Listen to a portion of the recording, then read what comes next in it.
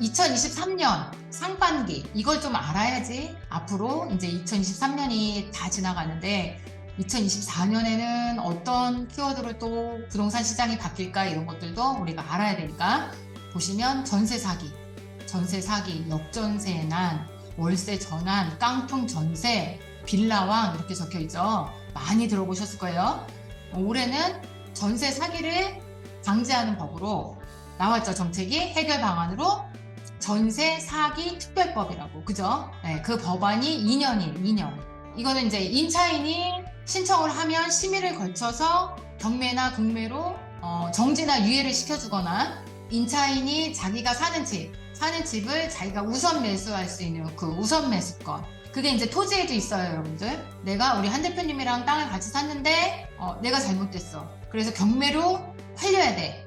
경매로 나갈 수밖에 없게 된다 했을 때는 같이 갖고 있는 지분권자에게 먼저 살 수 있는 기회를 주는 우선 매수권. 이런 정책도 요번에 상반기에 나왔고 또 임차인이 대출도 받을 수 있는 그런 정책으로 해서 이런 게 핫한 키워드 1위였어요. 1위. 또 금리 인상, 우리나라뿐만 아니라 전체 이 세계 경제가 침체기에 들어서면서 부동산 시장이 당연히 어때요?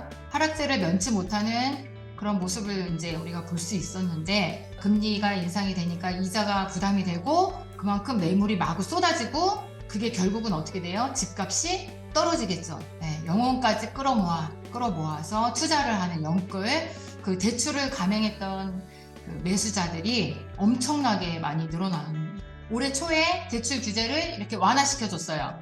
그것 때문에 매수 시장이 회복이 되면서 미분양도 많이 사라졌고 그렇게 해서 전반적으로 주택시장의 분위기가 좋았었는데 이제 문제는 변동금리가 또 상승했죠. 버는 돈은 한정이 되어 있는데 이제 영끌하신 분들은 대출에 원리금에 이자에 그래서 너무 힘들게 되니까 어때요? 경매 물건이 마구 쏟아져 나온다. 해외는 어떻게 변화되고 있고 앞으로 주택시장이 돌아오는 24년은 어떻게 될까 공부를 했는데 주요 키워드가 뭐였냐면 렌탈 주택이에요.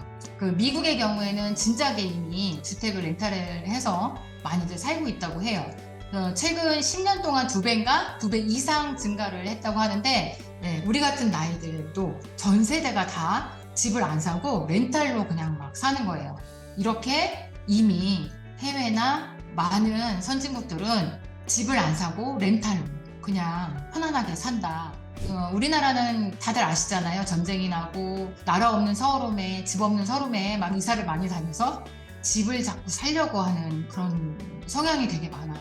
저는 좀 그렇게 생각을 안 해요. 집 대신 땅을 산다 이런 책도 있고 재테크를 우선하고 그리고 그 재테크를 한 거를 잊어버리고 내 할 일을 열심히 하다 보면 몇 년 뒤에는 재테크 돈이 어떻게 돼 있어요?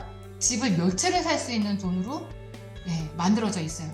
그러면 그때 가서 그 돈으로 집도 사고 그 다음에 다시 재투자도 하고 그러는 거예요. 여자가 혼자 돈 벌어서 하면 107년 동안 한 푼 안 쓰고 모아야지 집을 산다 뭐 이런 내용들. 근데 반전이죠. 우리 집주인이 한 살이래 이런 내용들. 2022년까지 미성년자가 증여받은 건물과 토지는 모두 1만 건, 뭐 1조 원 막 이렇게 내용이 나와 있네요. 삼성전자가 그 용인시 처인구에 세계 최대 규모의 반도체 공장을 만들겠다고 발표를 했어요. 여러분들 반세권. 예전에는 역세권이 최고였어요. 지금은 반세권이 더 앞서가는 것 같아요. 그래서 핵심 키워드 3번째가 반세권이었어요.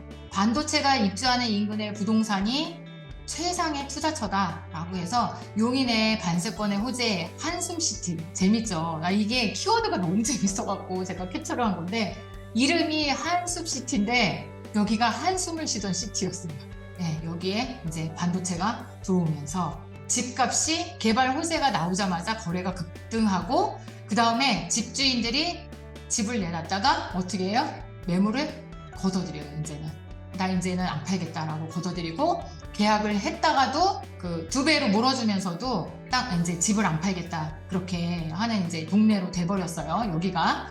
그래서 뭐 한 2, 3개월 만에 인근의 집값이 이제 뭐 한 실거래가가 한 1억 정도 막 며칠 만에 막 올랐다, 뭐 땅값도 올랐다 이런 내용들에 이제 경매 회사에 들어가서 땅을 용인 땅을 받은 적이 있었는데 그 동탄과 연결되는 도로가 생긴다. 이 도로가 새로 생기면 이 땅이 도로에 붙은 땅이 되면서 이게 엄청난 가치가 상승할 겁니다 라고 해서 분양을 했었어요. 그때 제가 80만 원에 분양을 했어요. 평당 80. 지금 그게 그 땅이 얼마인 줄 아세요? 그 인근 땅이 평당 인근 땅들이 500이 넘어요. 야, 땅이 이래서 재밌다 그런 생각을 또 이제 했죠. 네, GTX 노선들을 잘 보세요. 그쪽으로 내가 토지가 아니어도 건물 아니면 상가 아니면 아파트를 들어가고 싶다 하시는 분들은 GTX 라인을 보시면 돼요. 그래도 시기가 있기 때문에 빨리빨리 안목을 키우고 통찰력을 키우고 특히 토지는 대간소찰이라고 하죠. 안목을 좀 키워야 돼요. 숲을 먼저 보고 그 다음에 돋보기를 들고 나무 한 그루를 이렇게 보는 거죠. 잎사귀 뿌리 보는 것처럼 그렇게 이런 안 좋은 시기에 더 빨리 배워서 빨리 선점을 해야 된다. 지금 선점을 해야 된다. 지금 이렇게 말씀드리고 싶어요. 빨리빨리 시드머니를 만들어서 지금 같은 시기에 몇 년 안에 하셔야 돼요. 이분이 누구냐면 강남의 성형외과 의사예요. 막 부은 사람, 뚱뚱한 사람, 이렇게 얼굴 큰 사람 있잖아요. 그것만 전문적으로 이렇게 작게 만들어주는 그런 성형외과 의사래요. 자수성가하신 분이에요, 이분이 정말 가난했었대요. 가난하게 살았던 사람인데 뒤에 보면은 명품백 보이죠? 이제 물어보니까 이 의사가 하는 말이 나는 부자처럼 사는 게 아니라 부자라서 아무 문제가 없다는 거예요.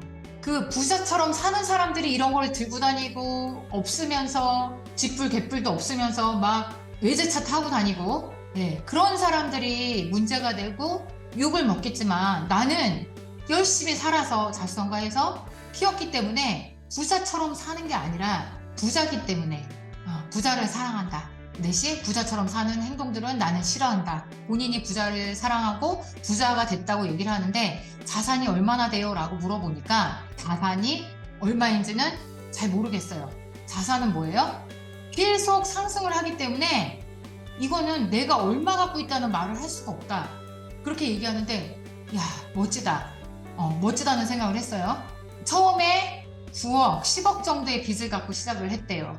꿈을 갖고 그 다음에 주 5일이 아니라 주 8일을 일을 하면서 돈을 열심히 모았다고 하는데 이 영상이 저한테도 너무 큰 꿈을 주고 희망을 주고 나도 조금 더 열심히 해야 되겠다는 아직도 멀었구나 하는 생각이 든 영상이기 때문에 여러분들한테 말씀드리는데 잠도 안 자고 열심히 하는 그만큼 과연 나도 주 8일 일을 하고 있는지 그거를 한번 이제 묻고 싶었어요. 여러분들한테도 나는 목표가 이거야, 나는 꿈이 이거야, 나는 이렇게 될 거야, 나는 얼마를 벌 거야, 나는 몇 년 뒤에 어떻게 돼 있을 거야 이렇게 얘기만 하고 말만 하는 게 아니라 나는 그렇게 될 것이다. 나는 분명히 10년 뒤에는 5년 뒤에 10년 뒤에는 정말 강남에서 끝내주는 성형외과의 원장이 되어 있고 여러분들도 좀 같이 바꾸셨으면 좋겠어요. 나 10년 뒤에는 되게 잘 살 것 같은데 어떡하지? 너무 되게 당연한 거예요. 제가 버는 것보다 부동산이 우리 마누라가 더 똑똑하고 잘 벌어요. 그렇게 나오네요. 이게 너무 재밌더라고요.